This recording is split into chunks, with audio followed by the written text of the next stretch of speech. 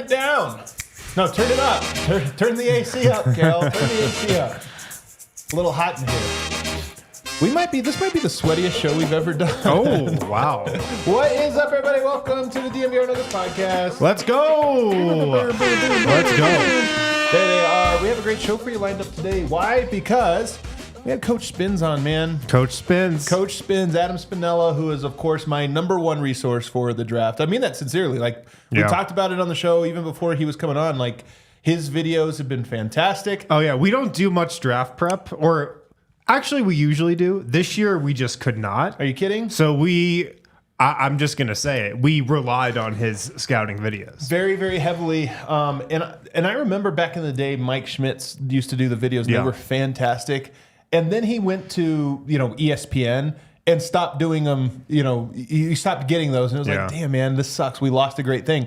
Coach Spins, exactly like Schmidt's videos. It's like he just replaced them perfectly. Good, man. They're so good. I mean, if you really like a prospect, just watch the first half of the videos. Just watch the strengths. So true. But no, I mean, he's the GOAT, I think, right now. Absolutely the GOAT. We're also going to talk about some news and notes around the NBA.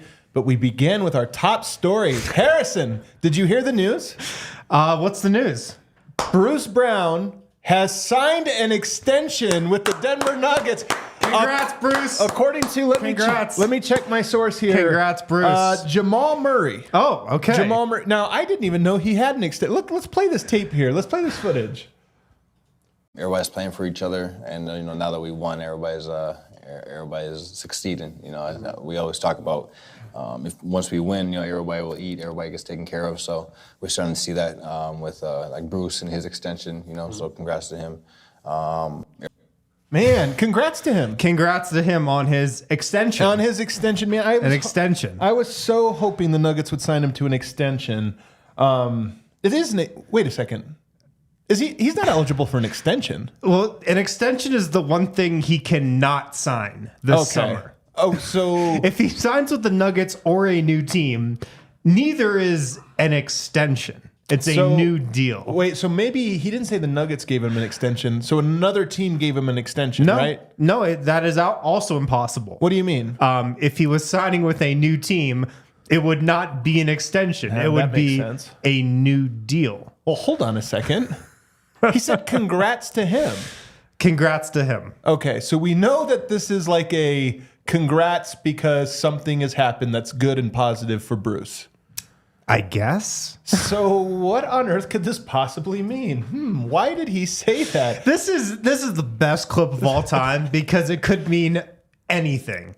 It could mean there's already a deal in place to bring him back and everybody knows it. Right. It could mean he is leaving and he is getting the bag and everybody knows it. Man, it could mean he hasn't decided and he's just getting a raise. He just knows it's coming, right? Congrats on the pending, like when Aaron Gordon's like, he's going to get a bag at the podium. Like, right. He just knew it was coming. Right. You're right that it's rare. Athletes will misspeak in a way that like you'll know they said something wrong. Yeah.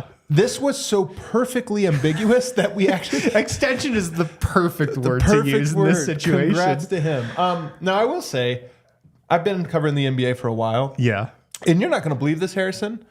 Free agency, the draft, oftentimes teams have already made up their mind before those things begin. Yeah, funny how that happens. I don't want to say that teams tamper, in the NBA, because I don't think that happens. I don't think there's any tampering going on. No, that would be illegal. In Adam Silver's NBA, that would never happen. But I do, teams do have like a good idea. This is why, I don't know, DeAndre Jordan is signed in the first minute of free agency. It's like, did they negotiate that deal? A quick negotiation. Very quick negotiation. So you do get the sense that whatever is going to happen with Bruce, there's likely people already know. When I say people, teams, yes, the players themselves, the streets kind of have talking. an idea. Occasionally, a player will be earnest and say, no, I want to keep my options open. There's a couple teams that want to have formal wine and dine and this or that, and you go through that. But I will say, if I were to, again, this is pure speculation. This is the fun stuff you do when you have like 2 more days before free agency actually begins. And it's like, all right, we're going to talk about something. When I break this down and I had to bet on what does Jamal Murray mean, extension clearly indicates remaining where you are, extending where you are. You would think, yes. So to me, This sounds like, if I put on my conspiracy corner hat here, this sounds a little bit, Kale, if I throw on my conspiracy corner hat there, this sounds a little bit like Jamal is hinting at a deal that he is familiar with, that Bruce would be coming back. How much? I'm not saying I'm going to bet my life on it, but I'm going to say that seems to be the most likely interpretation. I think you're on the right track with the word extension. Extension, you would think, means that he is extending with his current team, even though he's not signing an extension. He's signing a new deal. But I think you're right there. But congrats. Congrats, man. Congrats to him. Yeah. We're all eating. We're all getting more money. The congrats part would be, I would think, if he was getting the bag. Yeah. If he was securing the bag, not if he was just getting a very small raise from what he was making last year. You're which right. is what the case would be. Damn it. If he was re-signing with the Nuggets. All right. Would you really be saying, yeah, we're all eating. Bruce is eating this summer. He's getting the bag. Well, he's just actually getting like $1 million or $2 million raise. All right. I'm going to break down some odds here. Well, first of all, extension. Could it be that the team is like, Bruce, you're 6'3", and he's like, I'm 6'4"? But That's this the real offseason, extension. He's getting an extension. There's one 6'4". other potential extension Okay. being applied here. The Bobby Portis situation. Okay. The Bobby handshake, Portis the wink, situation was Bobby Portis was on the Bucks. He was a free agent the summer after they won the championship. He took the raise that they could give him, similar to what Bruce could take this summer. Then the next summer, he signed for the bigger money. Right. And the same situation could be coming with Bruce. He signs this smaller deal. Then next summer, he gets the actual bag. Maybe that is the handshake extension that everybody apparently knows about. Somebody said Pickett, let him borrow his shoes. He's 6'5". I mean, Bruce would be 6'5" in that case. He's 6'5" now. This is truly absurd. All right, let's handicap this. Okay, let's handicap it. I think there is a 30% chance that what Jamal Murray is referencing is a 1+1 remaining with the Denver Nuggets. That's the extension. That's all it means. There's nothing else to it. I think 1 year extension. A 1 year extension. Okay. Where he basically got another year. The Nuggets, congrats. Barely more money than he was making this year. I think there is a 25% chance that he means an extension, but he really just means signing with another team. Congrats. A lot of money. We all know you're going to sign that big $15 million deal with whatever team. Yeah. Congrats, you earned it. So we're up to 55%. Okay, I'm curious where the other 45% is coming from. I think there is a 30% chance Jamal Murray's just fucking with everyone and knows exactly what he's doing. And he's like, you know, it'd be hilarious. And now he's laughing at us. Yeah, and now he's laughing at us.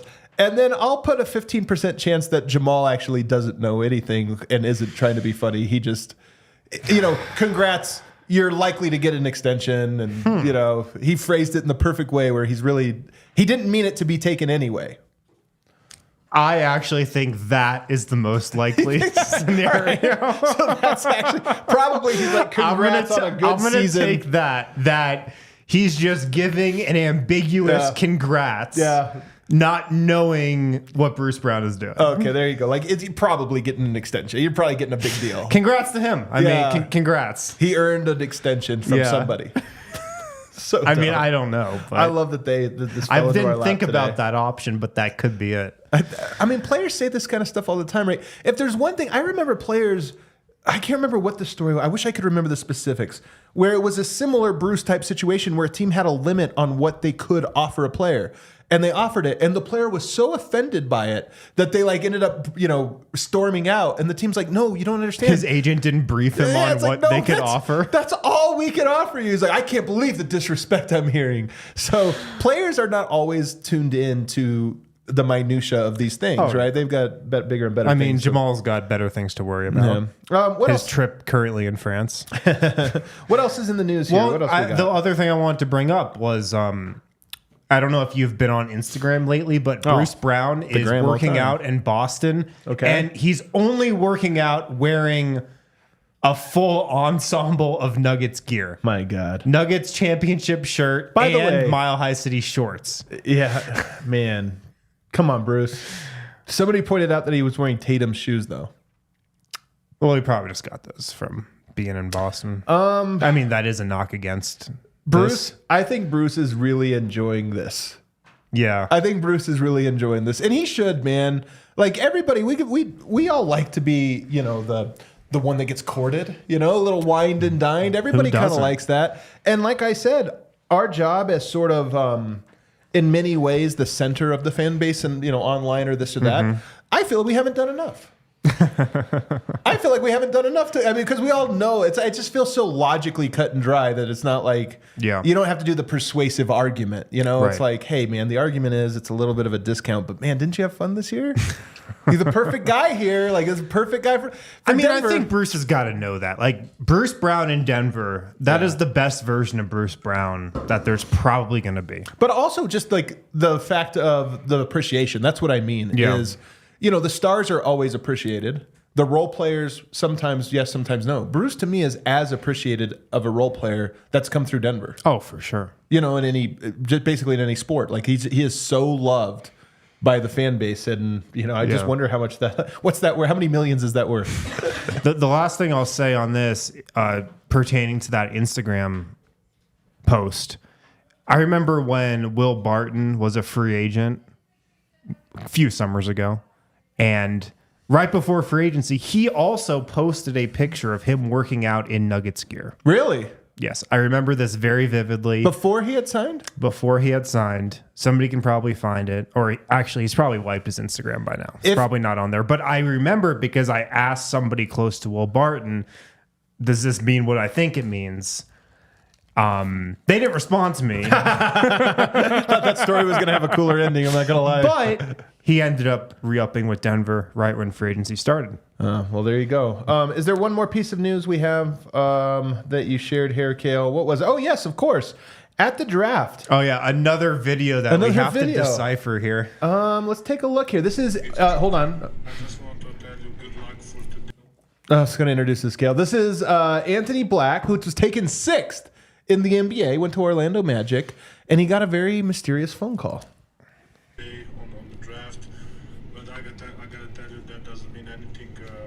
I was 41st pick, and nobody counted me. So whatever comes out today, don't bother.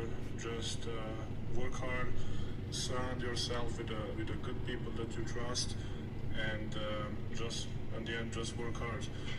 Good luck, my friend. Bye bye. Yeah. From the Joker. That's it. That is official. Yeah. Thank you, Adri. Fits by Adri. Okay. This is random. First of all, it's not a phone call. Like, this is clearly a recorded video. Yeah, you're right. This Sorry. is a voice memo. You're right. Yeah, you're right. My bad. Yeah. This is weird. First of all, Anthony Black needs to cut his hair. Like, there's no way he's I dig it. succeeding I in the dig NBA it. with that You hair. well, that might be true. You and Eric are hair Nazis. Secondly, I've been trying to decipher what the connection is here all day. They don't share the same agent. They don't share the same agency. He says thanks what Amber or something like So that. at the end, he says, thanks, Angie. And then I think he's saying fits by Angie. But it sounds like he's saying fits by Andrea. I don't know. Stylist? And then he hugs a woman who I'm guessing is his stylist. Does that stylist work with Nikola Jokic? Okay. That is the only link I can possibly find between those two. Even if that's the link, it almost is. It's actually interesting but irrelevant what the link is. More importantly is just the fact that and maybe Yoke's done this before, and like people haven't posted it, but I kind of like. Do you the think idea. he sent it to all 30 first round picks? The same recording? Hey there, fellow draft player. I thought it was like a cameo when I first heard it. That's how generic it sounds. I love that take that it was like, yeah, Yoke's on Cameo for $150. He'll give you like a birthday shout out. Who knows what the link is? I do just find it interesting though that even if this was a favor from a mutual friend in any capacity, agent, whatever it is, I kind of like the idea of Jokic taking on the role of big brother beyond, like, if you think about LeBron James, the faces of the NBA, those guys are big brothers, not just to their teammate, but to the league at large. It's like, hey, I got a call from LeBron, a thing you always remember. And Anthony Black posting this on his YouTube account demonstrates a little bit of this, like, hey, the 2-time MVP and finals MVP just reached out to me. Like, what a cool thing. And if this happens last year, Nikola Jokic calls Anthony Black, he's the MVP, so that's cool, but it's even more weird. Jokic, the NBA champion and 2 times final MVP, to me, it just had this air, and it's so funny. And so once you get past the shock, it had this air of the baddest player in the world just called to wish me congratulations. Yeah. And I just never would have guessed Jokic to be in that spot, even if it is just his hairdresser or something was like the one that told him, or whatever it is, stylist. Yeah. Yeah, Jokic as an ambassador for the NBA. There it is. That's a cool little turn. Yeah. That'd be pretty cool. All right, now let's do what we do. 3 out of 10 on the old congrats message. First of all, he said that's why I think it's possible he sent this to more than just Anthony Black, more prospects than just Anthony Black, because it was very, very generic. Yeah, this is like it's almost like famous person, like, oh, my friend just graduated college, and he's like, hey, I just want to wish you congrats on your marriage, or they're like, you got the details wrong, man. But first of all, he said there's 3 things you have to remember. 1, work hard. Yes. Surround yourself by good people. Yes. And then work hard. He's like, actually, there's only 2 things. Goodbye, my friend. Yeah, goodbye. All right, anyway, 30 seconds. I got 4 more to go. No, I'm just kidding. We're teasing the big fella. I thought it was really cool. It was a kind of fun little, and a little hump day nugget, a little hump day thing for you. Yeah. Anthony Black got a call from you. What if Nikola Jokic just loves Anthony Black's game? That would be incredible. There's no way he knows who Anthony Black is. That's absolutely 0% chance. Oh, that's hilarious. All right, let's take a break. On the other side, Coach Spins breaking down Julian Strawther, giving us his takes. I'll tell you, he likes him. He's a fan. Kind Love, one of the first dispensaries ever in Colorado, established in 2010, and Kind Love is known for cultivating some of the highest quality cannabis in the state. They do it the right way at Kind Love, and they also have their Turbo Joint, state of the art. They're the only people who do it. The Turbo Joint, 0.7 grams of whole bud combined with 0.3 grams of Turbo Keef. Brendan Vogt swears by it, so it's legit. Check out the Turbo Joint. Check out everything that Kind Love has to offer. You can visit one of their stores in Cherry Creek or North Denver. Mention DNVR. Get the DNVR exclusive discount, 25% off all Kind Love flower, pre-rolls, and their Turbo Joint line. Visit their website at kindlove.com for their full extensive menu and online ordering as well. Right now at DraftKings Sportsbook, I was disappointed. I mean, I'm sure they're waiting for the lines to come out, but I haven't seen any summer league props on DraftKings Sportsbook yet. Well, the rosters aren't full yet. We got to find out. I mean, is who the Nuggets are bringing off the bench for summer league really going to sway the line? You never know, man. Jimmer Fredette. Let's see if he makes an appearance again. New customers, make sure to download the DraftKings Sportsbook app. Use code DNVR. Bet just $5 to score $150 in bonus bets instantly.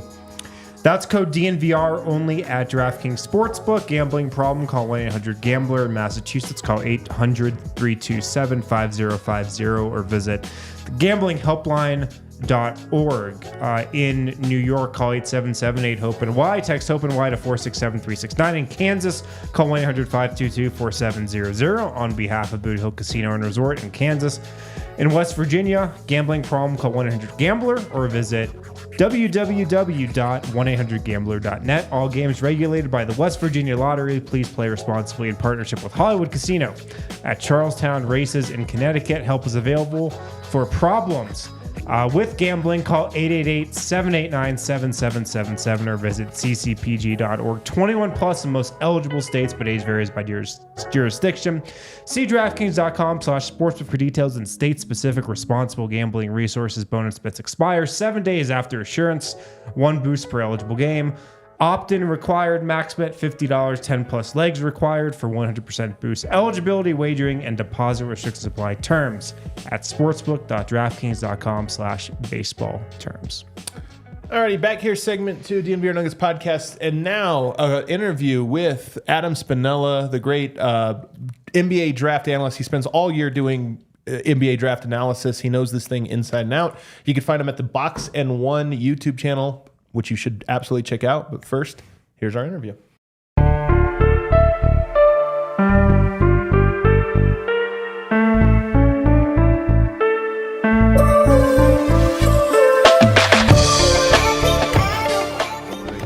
I mean, I think of you the same way. The videos are good, man. Like I said, I never get to scout the draft that hard, especially this year, man. This was the weirdest year. Like, Yeah. You really feel how close the last game of the finals is to the draft. Like, it's wild. I can't believe teams had to go through that. Yeah. Like, It's pretty tight. It's pretty tight. Awesome, man. I appreciate it. I'll just kind of dive into this here because we got 3 players in the draft this year. The Nuggets did. They used up all 3 picks, which I guess I shouldn't be surprised at. I think this is going to be their MO for the next couple of years, using picks and getting early second rounders, late first. But first, I'm going to ask a top level question. You know, you've been covering the draft for a couple of years now, or several years now. Is there an evolving sort of trend that you see, and how and what types of players are kind of rising in the draft? Is there something unique that you're noticing from this year overall?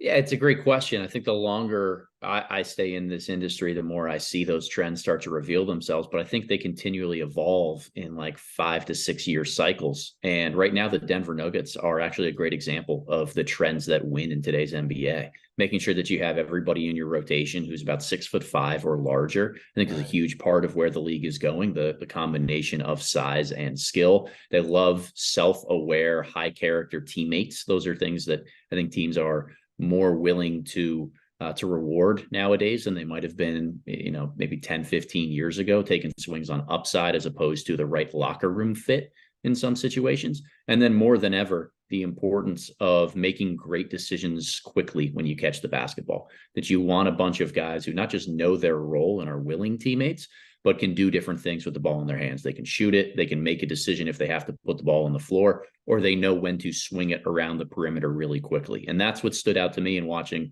this year's NBA Finals. Both the Denver Nuggets and the Miami Heat, they have top-level players that can create advantages, but their role players all know and are capable of sustaining those advantages in a variety of ways. Do you think there's more players? Like, is college basketball developing more of those types of players, or just those types of players are getting picked? I think it's probably a little bit of both. That, you know, over the last decade or so, the idea of positionless basketball has become so large and permeated down to lower levels that teenagers who are 6'6" to 6'10" have more perimeter skill than we're ever used to seeing. Youth coaches and high school folks aren't just saying, you're big, go stand on the block. Right. And the result of that is that now we see the intersection of size and skill be around much more frequently for some of these younger players.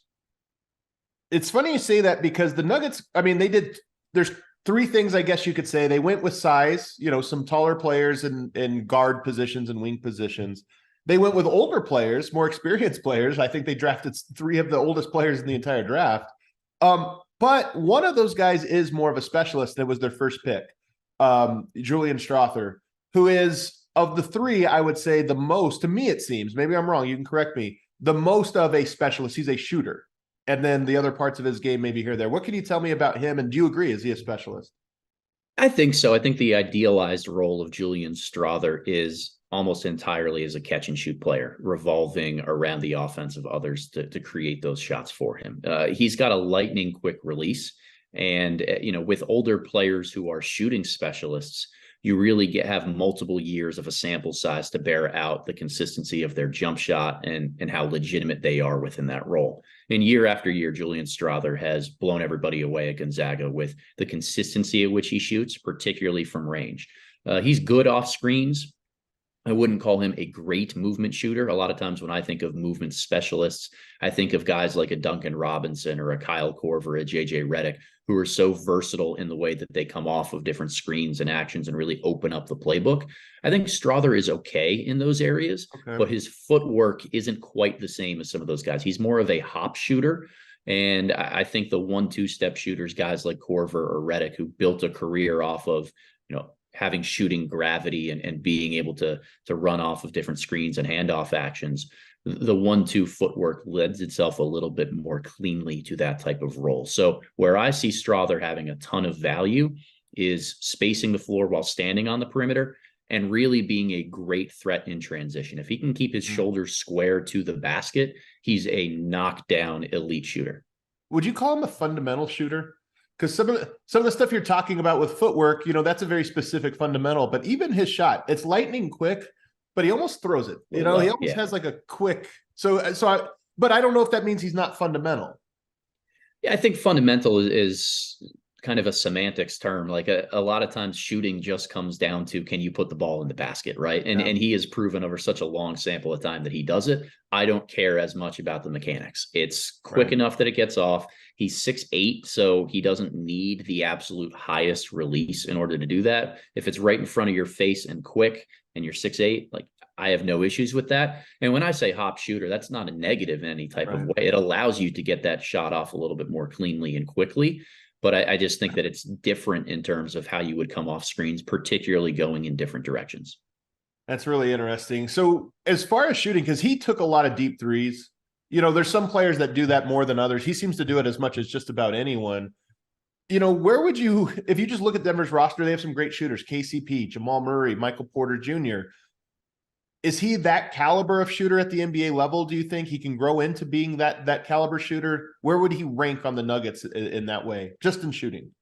Yeah, I think he's right up in the mix with some of those guys. When I think of a guy like a KCP, I think of somebody who is a really good shooter, but always has that juice off the bounce to attack closeouts.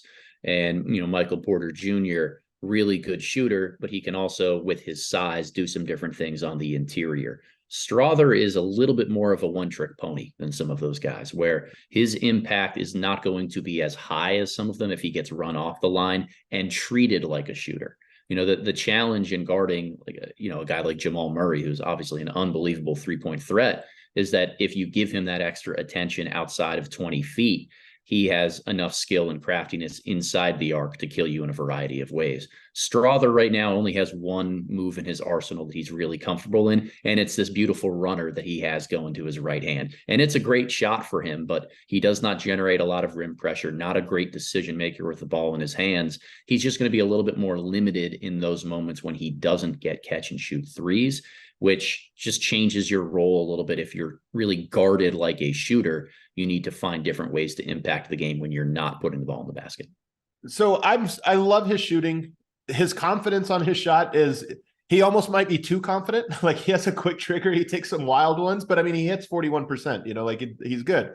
But the reason I'm low on him is for me, it stops there. And I'm curious. I mean, you mentioned the floater and then you said going right. I didn't even notice that. So it's not so much a weapon when he goes to his left. Yeah, it's very much right hand based. He has that lower release on his jump shot. It's the same thing on his pull up or his floater. He tends to keep the ball at his right hip, which gives him an easier way to carry that up into a spot where he can energy transfer into a runner. But it seems like he took a lot of floaters. I think he had more floaters than shots at the rim this year. And to me, that's why I look at that and I go, as much as the floater is exciting, I actually see it as negative. If you shoot 55% at the rim, that's terrible. 55% on floaters, it's good, but the floaters replace shots at the rim. So I almost count them that way.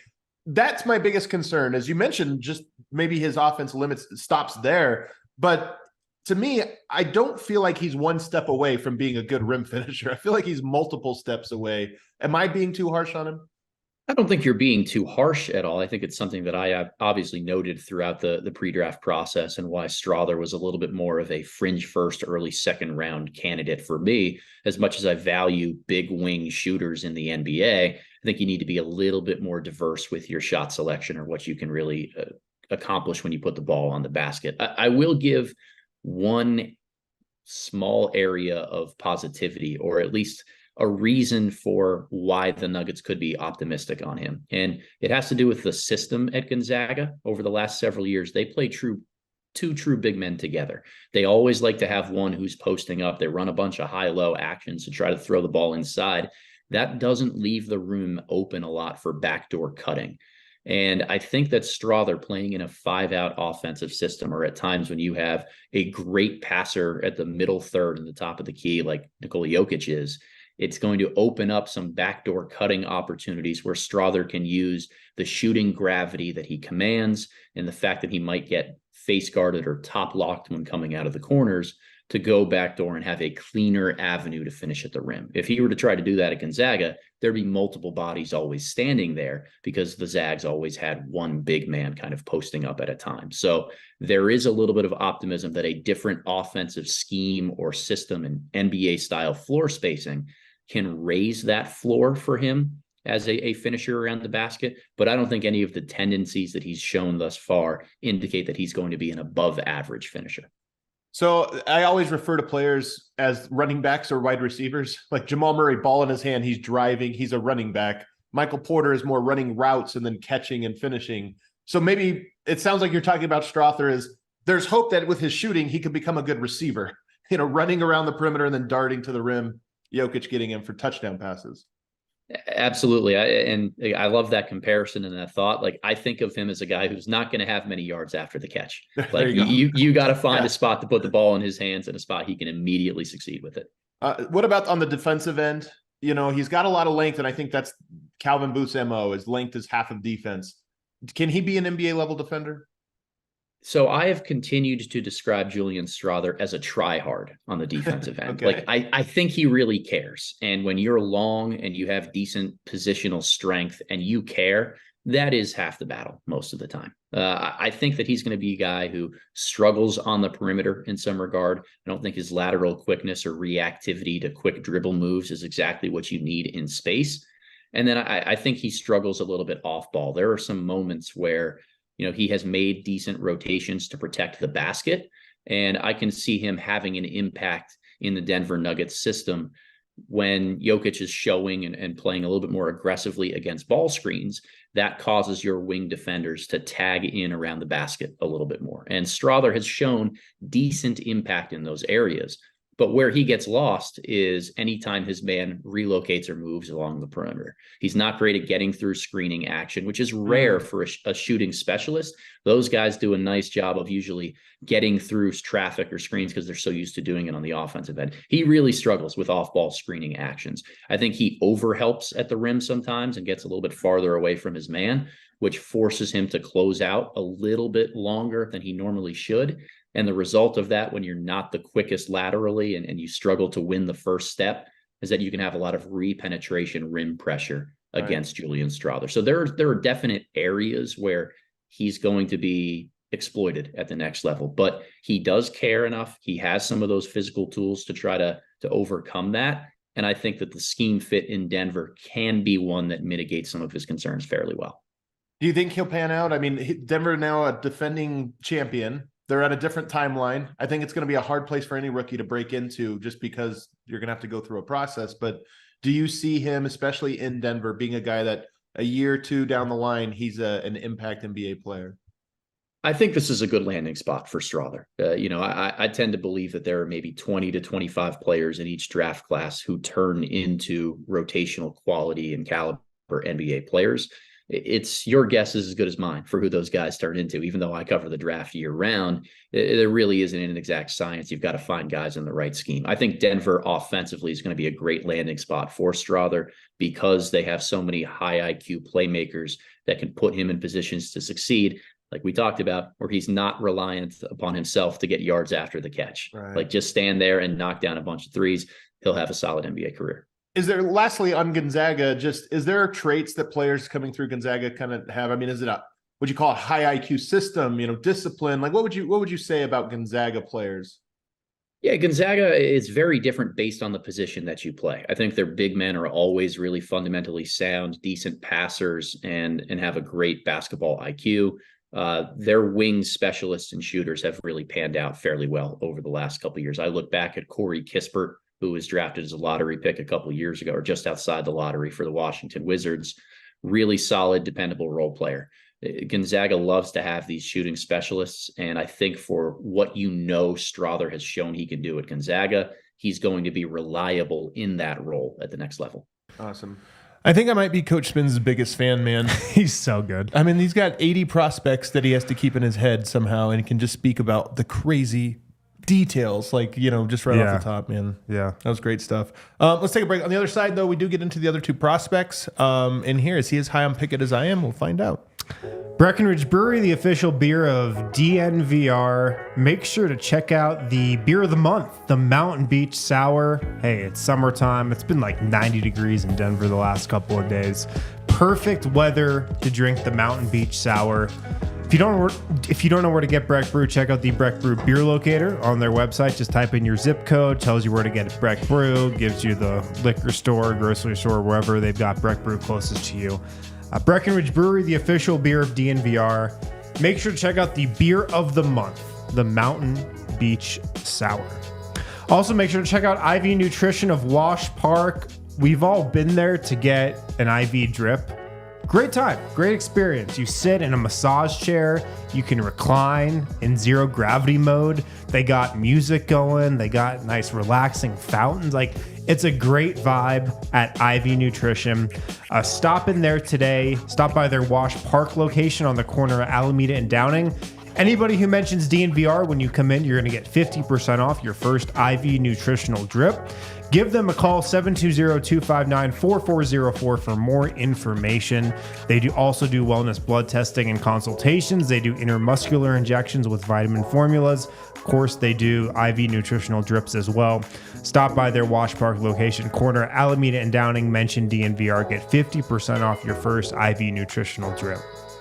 There you go. The big takeaways I had, by the way, from that Strawther part with Spins, him talking about the floater, because I talked about how limiting it was in that he uses it to replace shots at the rim. But he said, but it's also like always going right. He doesn't ever shoot the floater going left. And it's just almost further some of my hesitation about him in that it's even more limited to like the three or the floater going right. Yeah. I mean, from what Coach Spins had to say, like, when Julian Strawther enters the league, he's going to be a specialist. Like, he is going to be a shooter. What I did like about his defense was Coach Spin said he's a tryhard. Yeah. He cares about it. He actually puts out effort.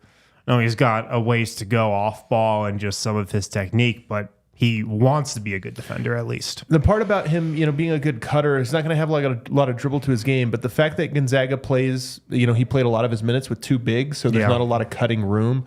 My hope is that he is a better cutter than maybe is realized, at the college level. And he gets to the NBA with Jokic in the wide open paint. Maybe he can be a little bit more there. All right, let's get on to Jalen Pickett and Hunter Tyson.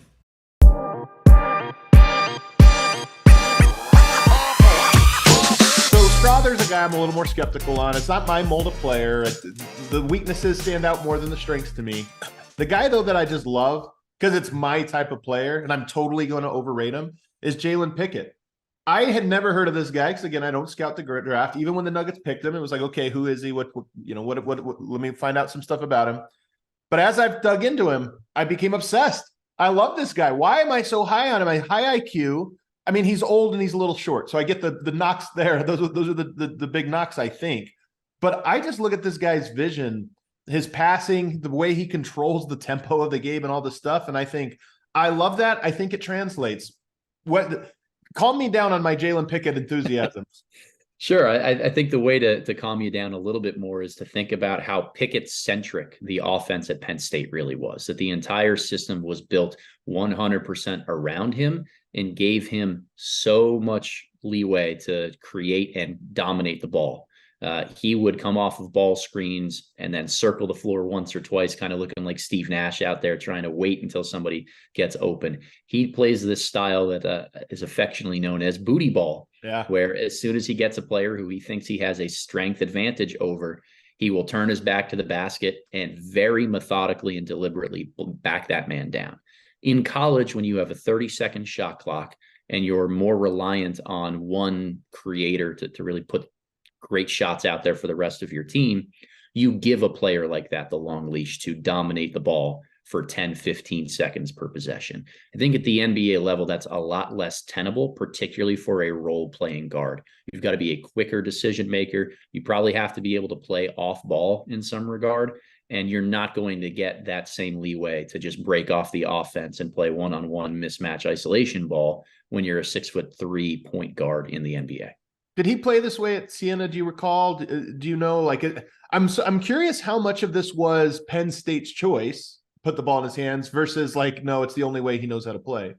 So he was utilized a little bit differently at Siena, but still high volume play through him almost at all times. Penn State really surrounded him with a ton of shooting. They didn't play much of a big man this year, which allowed them to go more 5 out and let Pickett invert the offense by operating with his back to the basket. And then they were a great extra pass team around him. So his assist numbers might not even indicate how smart of a passer or how many opportunities he created for his teammates, because they played hot potato and sustained the advantage that he would kick out to them.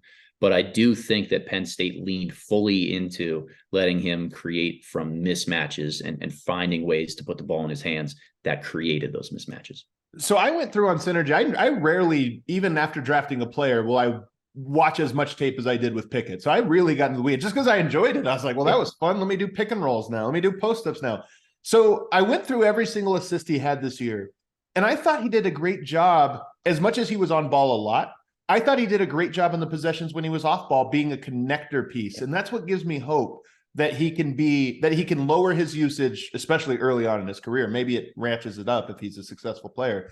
But I think early on, I have faith in him as a low usage connecting piece. Do you think that's realistic based on what you've seen? I think the decision-making is certainly realistic in that regard. If you're going to be an off-ball player in the NBA, you have to be a consistent threat from three.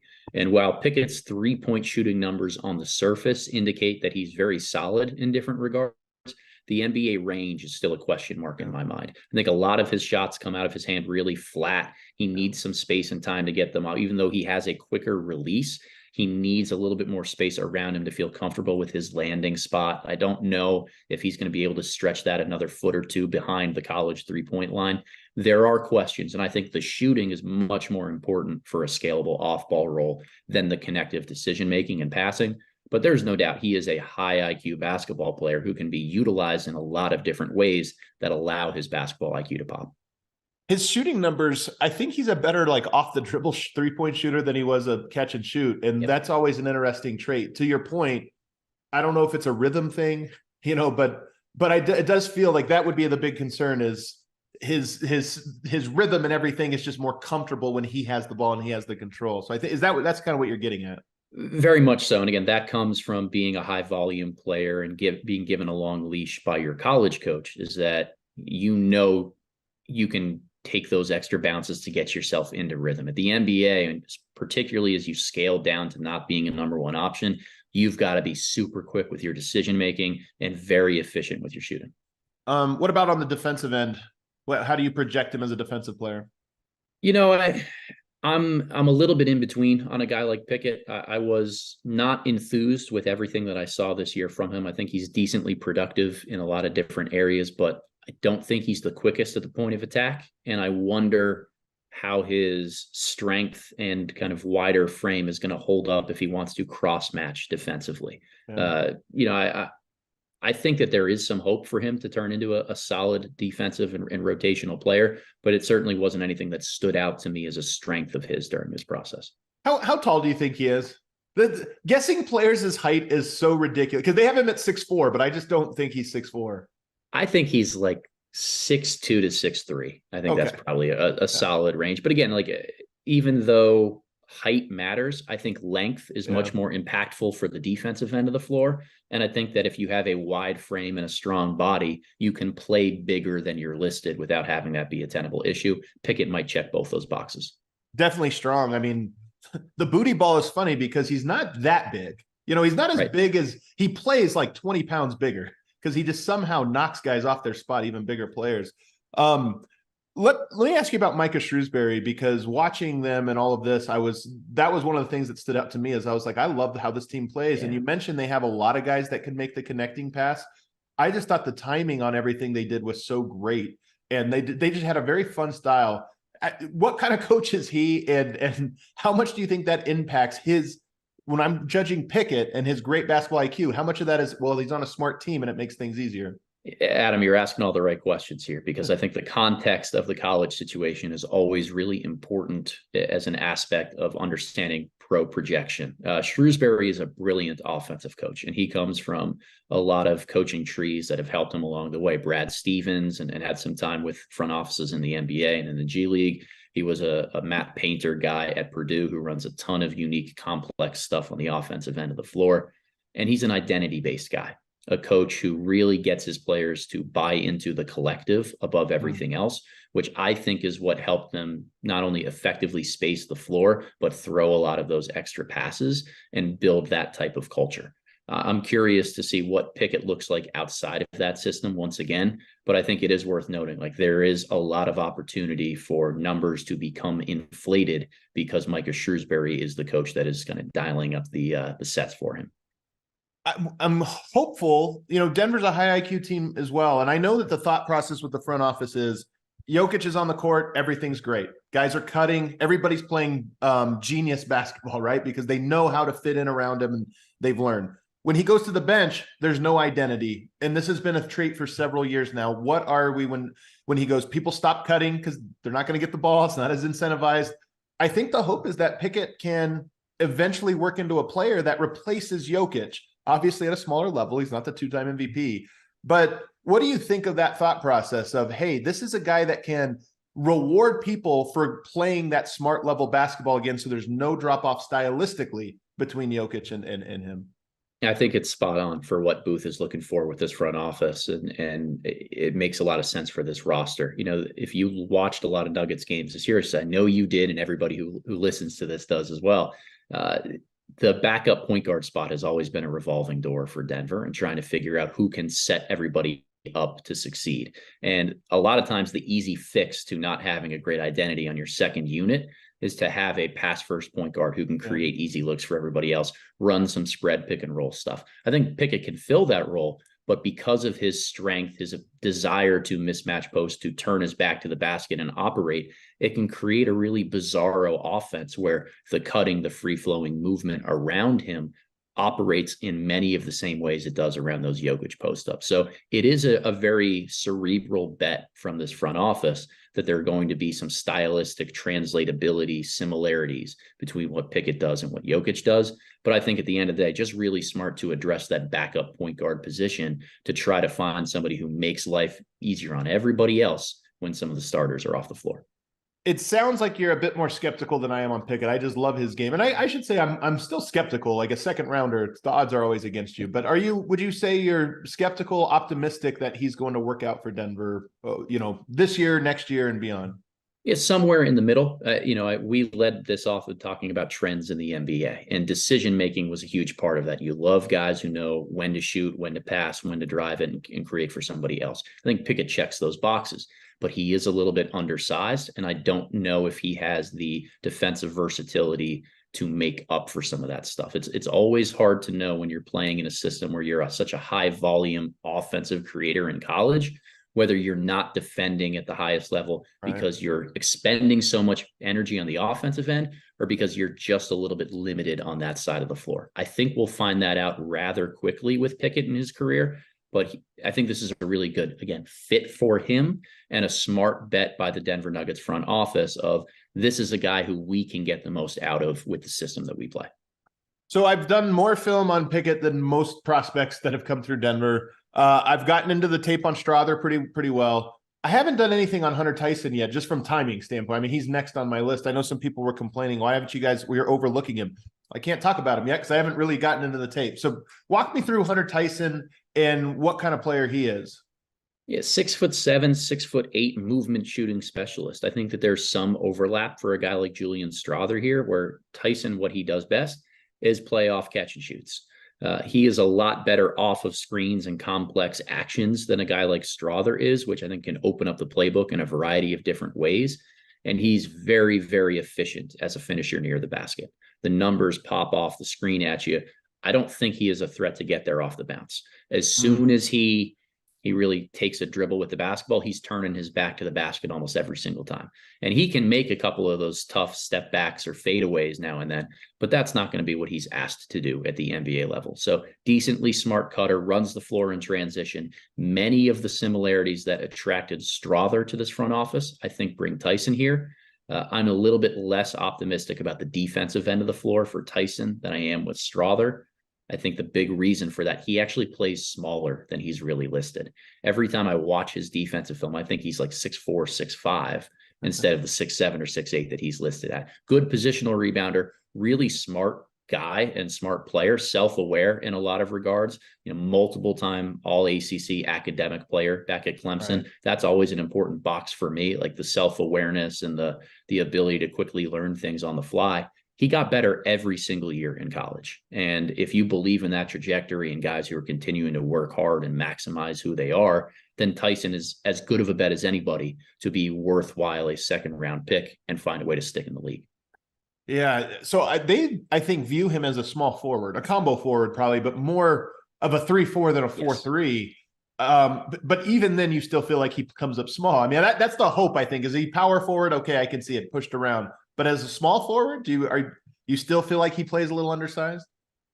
I do in some regard. When I think about playing smaller, I think about just the way that you handle contact and the way that you move on the floor. Like he tends to hunch over a little bit more and shrink himself. So even though he has decent height and length, he's not going to contest many shots with that length, because as he moves, he tends to be a little bit lower to the ground.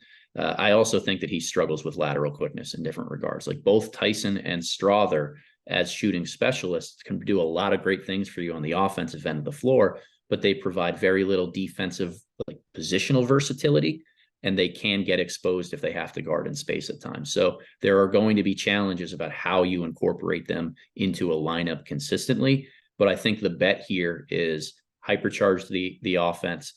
And then if you can find that second unit creator, a guy like Strawther or Tyson can really provide you decent value just spacing the floor around him.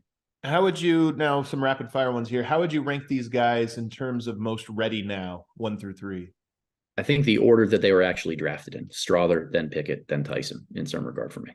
So Strawther, is he a guy you feel like, I mean, the Nuggets are a championship team. Could he play regular season minutes next year and not look like a disaster?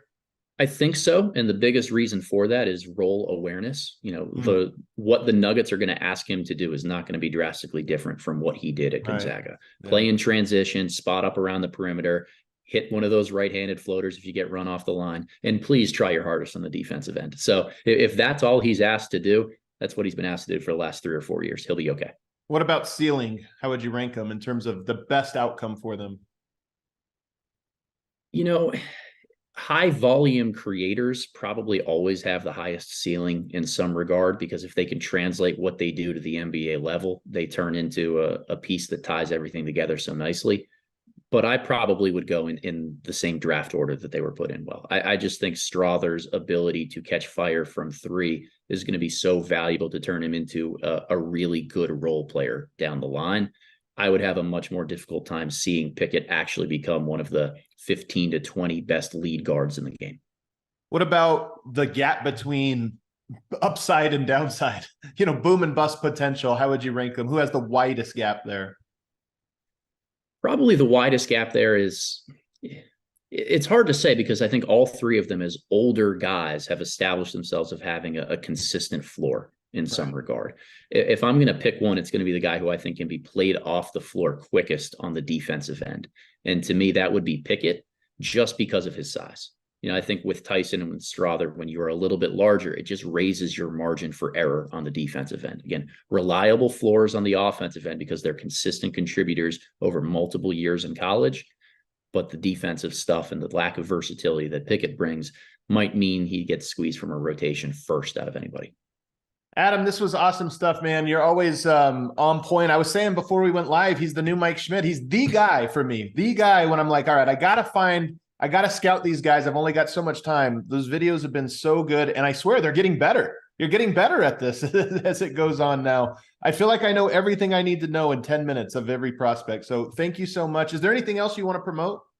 Not too much right now. I just want to say thank you for having me on. I look forward to coming on chatting Nuggets with you every year. Really appreciated being part of the live show last year. It was a shame I wasn't able to come and be part of anything this year, as I was off doing kind of my own thing with Sam Vecini on the Game Theory podcast. But for anyone who's looking for my work, just please go follow me on Twitter at @theboxin1_. It has links to all of those YouTube videos that Adam's talking about, as well as some written work as well. A must follow for everybody. And like I said, go back and check out those videos. You saw my takes on these. You can go see all of his film work and everything else on all of them.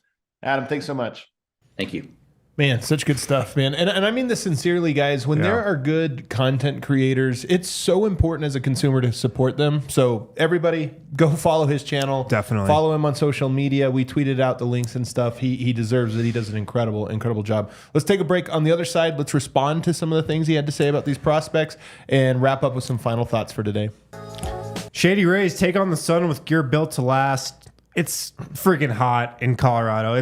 Summer is officially here. You've got to have your Shady Rays with you at all times. This AC kicked on, by the way. Do you realize that? I do feel a little breeze in here. I do feel a little wind. Our friends at Shady Rays, they've got you covered for the warm weather ahead with premium polarized shades at an affordable price. This is a deal exclusively for our listeners. Shady Rays giving out their best deal of the season. Go to shadyrays.com. Use the code DNVR for 50% off 2+ pairs of polarized sunglasses. Try for yourself the shades rated 5 stars by 250,000 people. If you would rather try your sunglasses on before buying them, you can shop at their brand new location here in Denver, Park Meadows Mall, a full stop shop for all things Shady Rays. But you can also go to shadyrays.com, browse their whole collection. They have so many different styles. Use the code DNVR for 50% off 2+ pairs of polarized sunglasses. Also, a quick DraftKings pick of the week. Ooh, what do we have? I'm so pissed the Summer League lines are not. I know, that's what you want. You're going to have to go Rockies. They're 23-point dogs. How do you feel about it? The Rockies? Yeah. 23. You didn't see they lost 25-1 the other day. Do they play today? I think they're playing currently. They're playing the Dodgers, 6:40 tonight. Oh, yeah, that's good. I will take the Dodgers. -1.5. Do they don't even have Summer League lines for like who's projected to win? No, I'm telling you, 0 Summer League lines so far. You might have a problem. Actually, you need to call the number if you're betting on the Summer League champion. It is by far the stupidest thing to bet on. It's the most random. Like, I would rather bet on the Rockies than a Summer League line. But I'm taking the Dodgers today. DraftKings pick of the week, -1.5. Oh, man, that felt bad to hear. That did not They feel just good. beat the Rockies, I think, 5-0 yesterday. So, all right. So let's get back into this here as we wrap up for Wednesday. You know, I think I have to stop talking about Pickett. I read the feedback. I see the comments. I see what people say. People are not feeling our conversations about Pickett. They don't want more. So I'm going to couch it by saying, I mean, I loved what Adam Spinella had to say about him in both positive and negative lights. I do think that there are only 2 options for him. I think he hits Boomer bust? Yeah, I think he's very, very boomer bust, because if he busts, I just think all of the good parts of his game don't get to, like, we don't get to see him. They don't translate. He's not effective and this or that. And it's like, yeah, just, there's nothing there.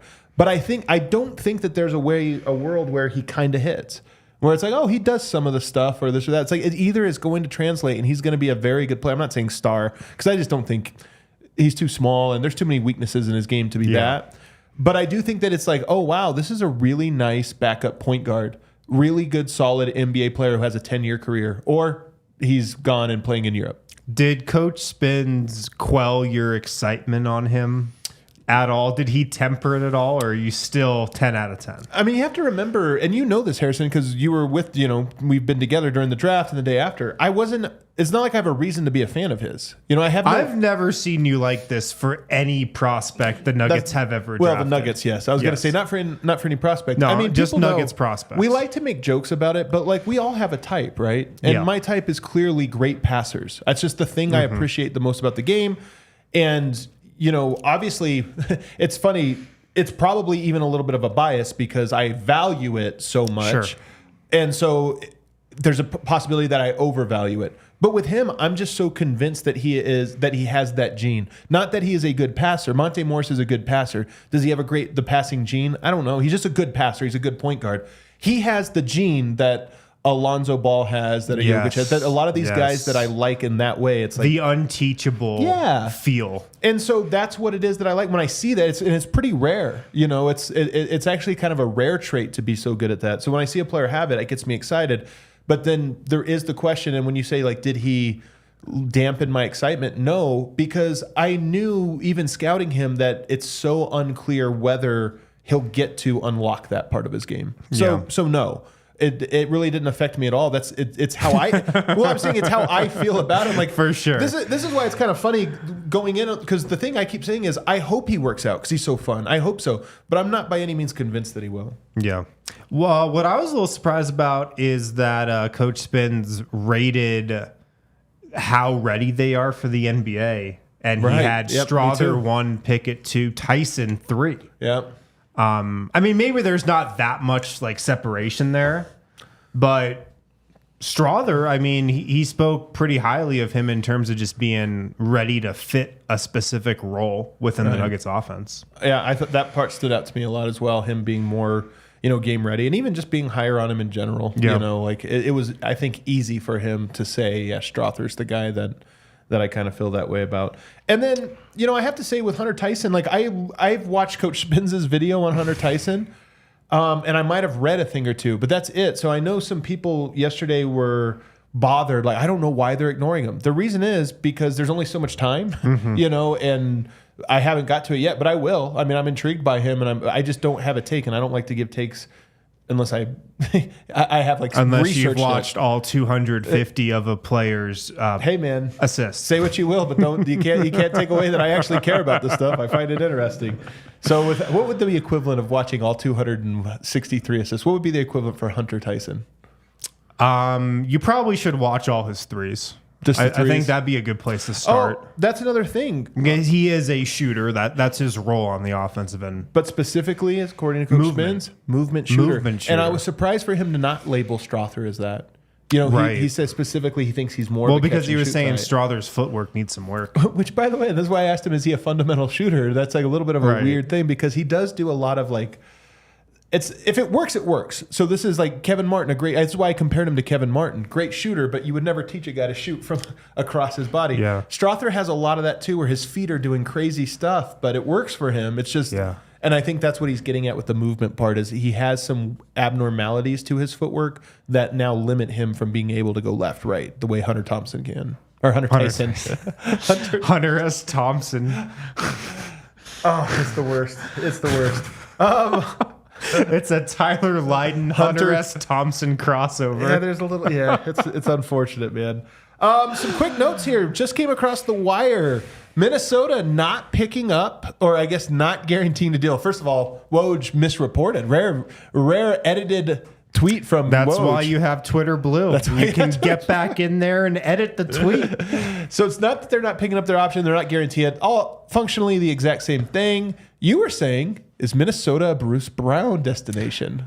Well, there had been some chatter that they might be interested in this, frees up a little more cap room. But then I saw some people saying that this is just kind of what they needed to do to maybe bring back Nickeil Alexander-Walker and stay below the luxury tax that it seems like A-Rod has no interest in paying. Right. Well, if you remember the deal, when they signed it, it was like questionable about whether or not they would be able, the ownership, A-Rod in particular, would be able to come up with the amount of money that they had guaranteed to come up with. So this is a similar situation to when the Buffs hired Deion Sanders. They're like, we don't have enough money to pay him, but we'll find the money. We'll figure it out.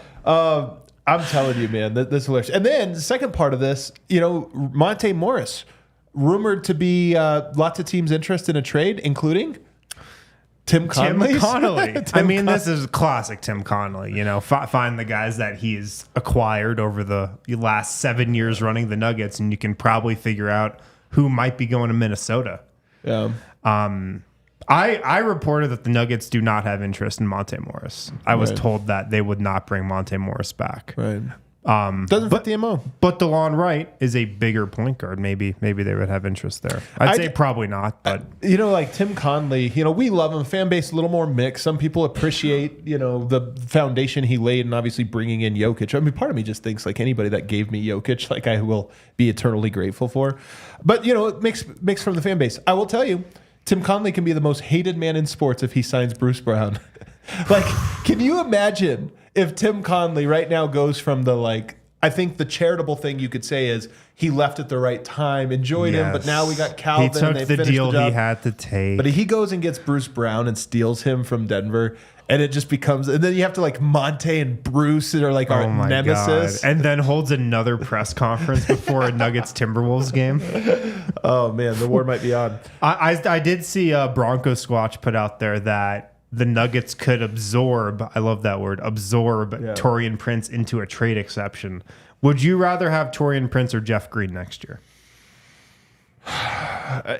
When you ask me this question, the second thought I have is what makes your team better. And my first thought goes to what makes Peyton Watson better, which is probably backwards.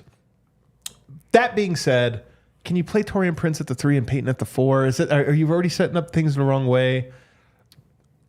It should be Taurean Prince, but I'm just not the biggest Taurean Prince guy. Yeah. This is one where I think, as I was saying on yesterday's show, maybe the grass isn't always greener. Yeah. Maybe you take Jeff and Peyton over Taurean Prince. Peyton, man, I just hope it works out. The Nuggets are so much more interesting, if your young players like Peyton turn out to be what they are. It just makes the team significantly more compelling to me. Some other news: Vucevic signed a new deal with the Chicago Bulls. Congrats to him. My God, the Bulls, man. Arturas, really a strange era for the Bulls. Here's my biggest question about this deal. Who were the Bulls competing against to sign Nikola Vucevic? 20 mil's not that much money, though. That's the thing. It's not. But again, what other team is giving Nikola Vucevic 20 mil a year? The answer is none. No, he's going to stay a Bull. The Bulls, man, that's a tough place to be. We have obviously CHGO Bulls, but they're in perpetual mediocrity. And if they're not even mediocrity, they're perpetually one step below mediocrity, right? They're not bad enough to be they're tanking or this or that, but they're also not good enough to just be. I mean, they're a classic lost the second play-in game. Well, and then they just didn't even have a draft pick this year. Rough times up for Chicago. They had to give that up to get Vucevic in the first place. Congrats to Vooch, man. Yeah, congrats to Vooch. Karl Anthony Towns, in an interview earlier this week, said he is not getting a ring on his ring finger. Why? He's saving it for a championship ring. Can he say anything without looking like a complete dork? No. That's the challenge. Karl Anthony Towns, say something without getting clowned for saying that. Man, that's rough. Try to do that, please. It really is. I saw Jones on the NBA, Nate Jones, one of my favorite follows, on really advocating for the Kings to go out and get him. And I get the thought process. Towns does feel almost like a buy low candidate, except he's still below the threshold for me. He is undervalued currently, but his actual value is still below the threshold for me of what I would want to put up with. So even if that would you be afraid of Sacramento if they traded Sabonis for Cat? No. Less or more worried about them? Maybe less. Yeah, that's kind of how I feel too. Maybe less, man. I am so unbothered by Karl Anthony Towns. Me too. And then lastly, Tobias Harris says that the entire fan base in Philadelphia would trade him for a box of crumble cookies. I mean, he's probably not wrong. But Philly fans will not forget that. Yeah.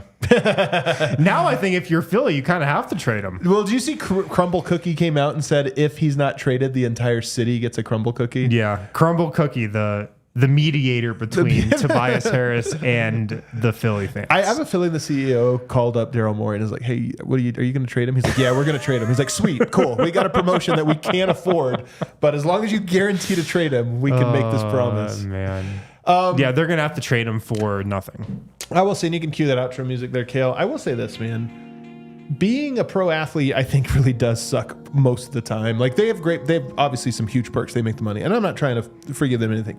Tobias Harris is a good player. He's not great. He's flawed, and he's a good player. whenever your team doesn't get over the hump, he's the guy that like everyone just hates and pins it on, you know? Yeah. And in some ways it's a little bit fair. I think Will Barton was this for many years, where it was clear that he had lost whatever good parts of his game. He was losing it. And now you watch him and you're like, my God, that guy's career might be over. But he took a disproportionate amount of, in my opinion, criticism because he was that guy. Tobias Harris is getting that. And I just got to say, man, the internet is vicious. We are creatures. Human beings. Like, you really realize that when you get behind a keyboard, because people get so frustrated over the craziest stuff. And I almost felt bad for Tobias Harris, you know, with the little clip or whatever, just because I think he's doing fine. He seems like he has a good head on his shoulders. But I'm just saying, man, it sucks to be like, I'm sorry, I'm not a superstar. I'm just doing my role. I'm a role player and I'm here doing a role. It's just a little weird to me. Well, this is just another example of how Nikola Jokic has cracked the code on just living rent-free as an NBA superstar. I mean, Tobias Harris doesn't have to see any of this. I mean, he doesn't have to respond to it. You're so right. But he does. Yeah, I think it is. You're actually right about that. Jokic is getting off of social media really is like... Maybe that is actually like the key. Like the number one key to being like an untouchable NBA star is not being on social media. That actually might be it. It might be for humans in general, by the way. That is actually the key to life. Like I said, people very upset about yesterday's show where we talked about Pickett. Like very, very upset about it. No more Pickett talk on the show. But no, you're right about Jokic, man. He does just seem to have the whole game figured out, and I tip my hat to him. You got to.